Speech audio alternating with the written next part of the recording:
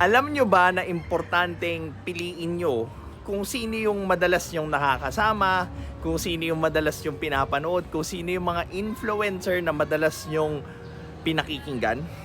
Because there's a study that shows na pag dumikit ka sa isang tao within 25 meters na high performance yung dinidikitan mo, yung mindset mo or yung productivity mo boost by 15%. Now, here's the most interesting part there. Pag ang dinidikitan mong mga tao yung may mga negative emotions, yung mga may negative influence, yung performance mo bumababa siya ng 30% times 2.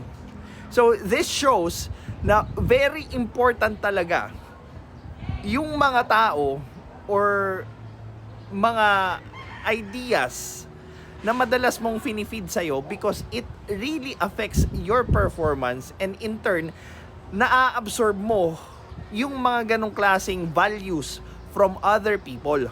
Pansinin nyo, pag may 5 barkada kang tamad, ikaw yung magiging pang-anim. Pag may 5 barkada kang reklamador, tomador, ikaw yung magiging pang-anim. Pag may 5 barkada kang sugarol, ikaw yung magiging pang-anim.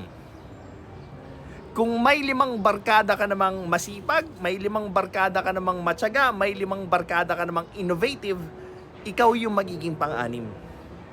So this goes to show that kung sino yung sinasamahan mo, or yung pinakasikat nga na kasabihan dyan, birds of the same feathers flock together. So, doon pa lang, malalaman mo na kagad na kung anong dapat mong iwasan when it comes to company, because malakas siyang makahawa.